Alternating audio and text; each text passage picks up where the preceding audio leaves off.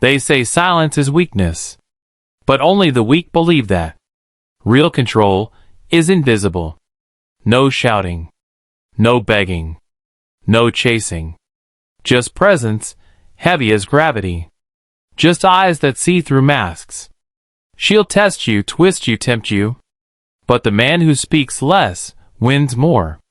Because the most dangerous kind of power is the kind she can't explain, can't predict, can't forget. This isn't about love. It's about leverage. This isn't about games. It's about command. If you've ever been used, betrayed, humiliated, this is your rebirth. This is how you control her. Without saying a single word. Control begins not in the hands, not in the voice, but in the silence of a man who knows himself. A man who no longer moves with desperation, who does not seek validation, who does not beg for attention, who understands that power lies not in chasing, but in becoming the center of gravity. A woman cannot control a man who has mastered his own reactions. That is the first rule. Control yourself, and you will control the game. The moment you let her pull you out of yourself, through anger, through lust, through confusion, you've already lost.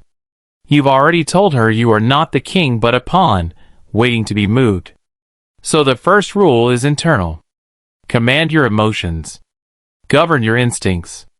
Never let her see your chaos.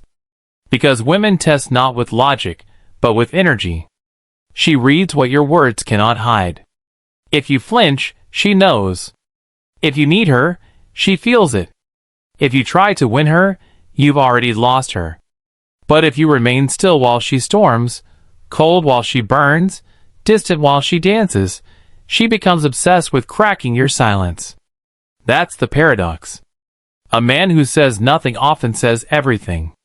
But only if his silence comes from strength, not weakness. The second rule is presence. Not noise. Not movement. But presence. The type of presence that fills the room before you speak. That lingers in her mind after you've gone. Women are drawn not to what you say, but to the gravity you carry. And that gravity is born of purpose. If your life revolves around her, you become her possession. But if your life revolves around mission, if she has to earn a place in your world, she becomes addicted to proving she belongs. A woman wants to orbit a man who has a sun burning at his center. Not a flickering candle waiting for her to light it. The man who radiates purpose without trying becomes a mystery. She cannot name what pulls her in, but she feels it. A man who moves like his time is sacred. Who gives nothing for free. Who measures every moment, not with fear, but with clarity. That presence cannot be faked. It must be forged in solitude, in suffering, in seasons where no one applauds. It's built in the silence of rejection, betrayal, and rebuilding. A man who has walked through hell and come back colder, smarter, sharper, he becomes untouchable. And that untouchable presence makes a woman submit without a word. The third rule is detachment. But not indifference. Indifference is lazy. Detachment is disciplined. It's the ability to see her beauty, feel her energy, taste her attention, without being consumed by it. Most men get drunk off the feminine. Off the curves, the attention, the softness. They lose themselves in her approval.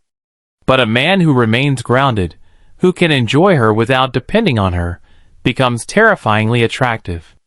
Because he cannot be bribed. He cannot be swayed. And she knows it. That kind of man is rare. He doesn't need her validation to feel worthy. He doesn't collapse when she withholds affection. He does not panic when she withdraws. He simply continues. Silent. Steady. Focused. That's the power of detachment. It keeps you in control when emotions try to make you a slave. And once she realizes she cannot own your mind, she will offer everything to win your heart. But you must never hand it over too easily. Keep your soul behind locked doors. Let her knock, let her wait. And if she's worthy, if she's consistent, Then maybe, piece by piece, you grant her access. But even then, you never forget, your peace is not a gift. It's a throne. And no woman, no matter how tempting, is allowed to sit on it without earning the right through loyalty and patience. The fourth rule is unpredictability. Predictable men are controllable men. When she knows your every move, your every word, your every response, she begins to lose interest. Not because she's cruel, but because certainty kills mystery. And mystery is the heartbeat of feminine desire. You must become the unknown. Not chaotic. Not unstable. But unreadable. The kind of man who cannot be decoded. Who keeps her guessing. Who doesn't repeat patterns she can exploit. One day calm. One day distant. One day tender. One day cold. Not because you're playing games, but because you are too complex to be categorized. She must feel the thrill of uncertainty, the challenge of decoding a man who doesn't need to be understood. Women don't crave control. They crave obsession. And obsession is born from uncertainty. The man who always says yes, who always explains himself, who always reassures, becomes soft clay in her hands. But the man who walks away in silence when disrespected, who disappears when tested, who doesn't explain his boundaries, he becomes unforgettable. Because she never quite knows where she stands. And in that confusion, she keeps chasing. Not because she's weak, but because her nature is designed to seek strength. And unpredictability, when forged in masculine calm, is strength disguised as silence. The fifth rule is scarcity. Make your time rare. Make your energy expensive. A woman will never value what is always available. Men who flood her phone, flood her space, flood her mind, become background noise. But a man who appears rarely, who speaks with precision, who moves with purpose, becomes a symbol. He becomes a standard. He becomes the one she compares all others to. Because he is not diluted by exposure. He's concentrated, potent. Scarcity amplifies value. Every text, every glance, every touch, carries weight when it's not given freely. And when a woman realizes you are not an option, not a man to be accessed at her whim, she recalibrates. She slows down. She begins to think. And that pause, that hesitation, is where your control begins. When you're too common, she assumes she owns you. But when you're scarce, she begins to question if she ever did. And that doubt, that hunger, that wondering, it creates emotional gravity. She leans in while you lean back. She offers more while you remain silent. Because your absence speaks louder than your presence ever could. These 5 rules are not tactics. They are laws. And they only work when you embody them, not when you pretend. You cannot fake discipline. You cannot pretend to be detached while obsessing behind closed doors. You cannot be mysterious while trying to impress. You must become. Not perform. Not act. Become. And that becoming requires pain. Rejection. Stillness. It requires you to die to the boy who chased approval, who feared abandonment, who needed to be chosen. It requires you to kill the version of yourself that begged, that pleaded, that folded under pressure. And from the ashes of that death, a colder, calmer man rises.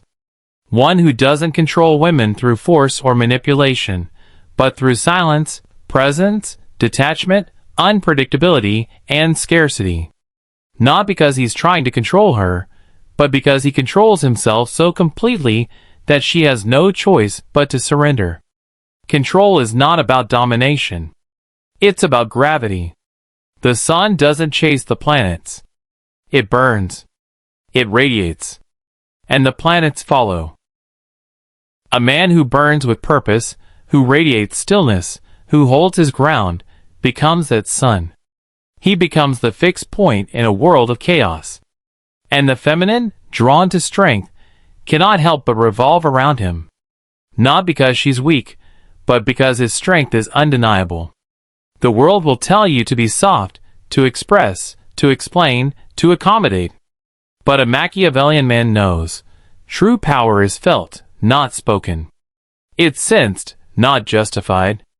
And a woman, no matter how modern, how independent, how fierce, will always respond to the man who owns himself completely.